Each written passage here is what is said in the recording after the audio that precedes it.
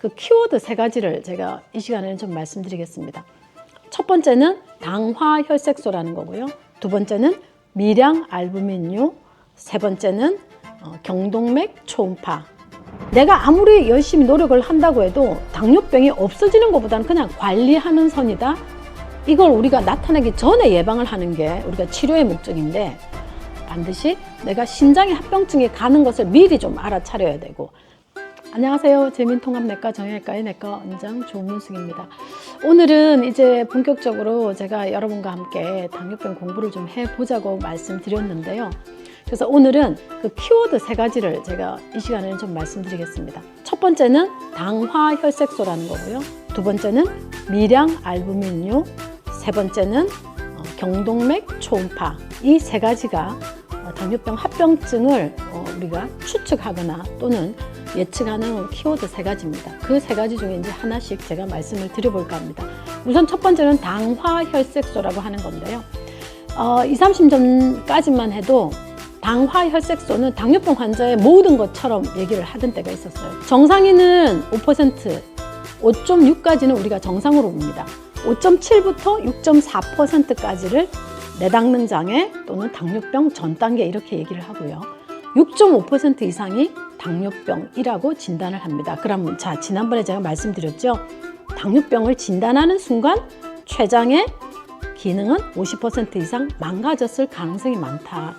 내가 아무리 열심히 노력을 한다고 해도 당뇨병이 없어지는 것보다는 그냥 관리하는 선이다. 6.5% 미만이다고 얘기를 하지 당뇨병이 완전히 없어졌다 이렇게 자신 있게 얘기할 수는 없는 거거든요. 그러니까 제가 항상 건강 10계명에서도 말씀드렸지만 당뇨병은 예방하는 게 최선의 방법이다. 자, 이제 당뇨병이 오신 분, 당뇨병을 치료하고 있는 분에 한해서는 첫 번째는 내 당화혈색소를 알아야 된다. 그럼 이게 왜 지표가 될 수 있냐?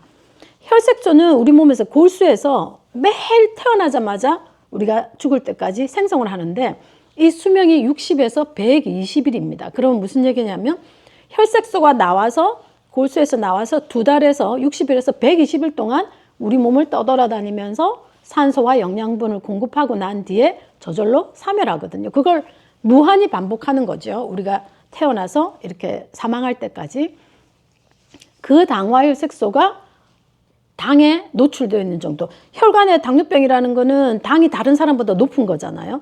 그게 혈색소가 머리끝부터 발끝까지 찔러서 피가 나오는 곳은 전부 다 우리가 혈색소가 다닌다고 보시면 되죠. 그 다니면서 당에 노출되어 있는 정도를 퍼센트로 나타낸 거거든요. 그러면 우리가 환자가 병원에 왔을 때 이렇게 찔러서 보는 그 혈당은 공복이든 식후 1시간, 식후 2시간 그때 무슨 음식을 어떻게 먹었는지에 따라 달라지는 수치고요. 당화혈색소라는 거는 60일에서 120일 동안 적혈구가 혈색소가 노출되어 있는 퍼센트를 나타내는 거니까 제가 간단하게 어떤 때는 바쁠 때는 그냥 우리 시험에서 내신 성적을 나타내는 게 당화혈색소하고 똑같습니다. 퍼센트를 보여주고 당화혈색소가 좋으면은 조절 잘했다 이렇게 얘기를 하고요. 그때 찔러서 하는 혈당들은 그냥 우리 쪽지 시험 아니면 뭐 그냥 중간 기말 뭐 월말고사 이런 거하고 비슷하다고 보시면 돼요. 물론 평균적으로 시험을 잘 치면 내신 성적이 좋은 것과 마찬가지로 그때 혈당 조절이 잘 되면 당화혈색소는 떨어지게 되어 있습니다. 그러니까 그 당화혈색소를 떨어뜨리기 위해서는 매일매일 혈당 조절을 잘 해야 된다. 그러면 결국은 당화혈색소는 떨어지게 되어 있습니다. 그 다음 두 번째 이제 키워드는 미량 알부민료라고 제가 말씀드렸는데요. 증상이 없습니다. 소변 검사에 알부민이 나오고 여러분들 단백뇨는 들어보셨죠? 단백뇨는 미량 알부민료 과정을 거쳐서 조금 더 진행이 되면 단백뇨가 나오기 시작합니다. 우리가 보통 소변 검사에 검진을 보서 이렇게 스트립으로 묻혀서 색깔 변화를 보는 거 있죠?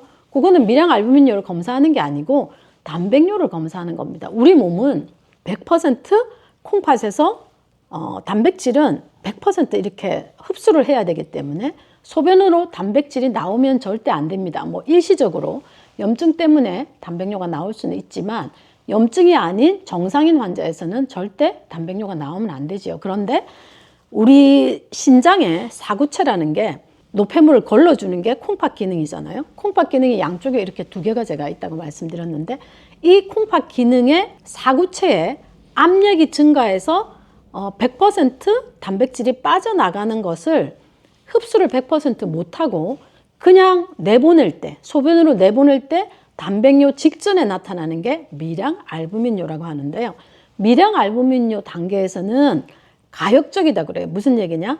사구체 압력이 높아서 소변에 미량 알부민뇨가 빠져나오면 열심히 당뇨병 치료를 잘하고 고혈압 치료를 잘하면 정상으로 돌아온다고 되어 있습니다. 그러니까 미량 알부민뇨에서 우리가 미리 체크를 해서 이것도 6개월에 한 번씩 하게끔 되어 있거든요.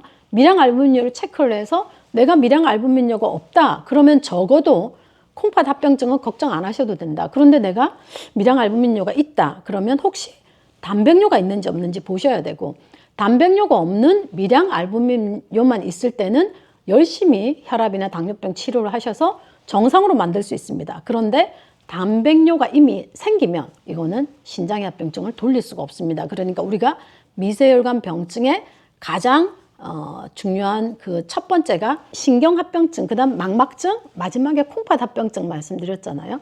콩팥 합병증을 가기 전 단계가 미량 알부민뇨니까 내가 적어도 안과 눈을 통해서 망막증을 확인을 하셔야 되고요. 동시에 미량 알부민뇨는 6개월에 한 번씩 검사하셔서 반드시 내가 신장의 합병증이 가는 것을 미리 좀 알아차려야 되고, 미량 알부민뇨가 나옵니다 하는 순간은 더 열심히 혈당하고 혈압 조절을 좀 해야 되는 겁니다. 그러니까 미량 알부민뇨는 콩팥이 나빠지기 전에 돌아올 수 있는, 우리가 치료로 회복할 수 있는 경우를 보여주는 지표가 되겠습니다. 이제 마지막 세 번째 합병증을 보는 키워드는 제가 지난 시간에 당뇨병 환자의 미세 혈관 합병증하고 대혈관 합병증을 말씀드렸죠. 뇌졸중이나 심근경색증이 나타나면 이걸 우리가 나타나기 전에 예방을 하는 게 우리가 치료의 목적인데, 나타나면은 그다음부터는 그 뇌졸중하고 심근경색증 치료하느라고 정신이 없는 거죠. 그것을 미리 사전에 예방하고 우리가 체크를 할 수 있는 방법이 경동맥 초음파입니다.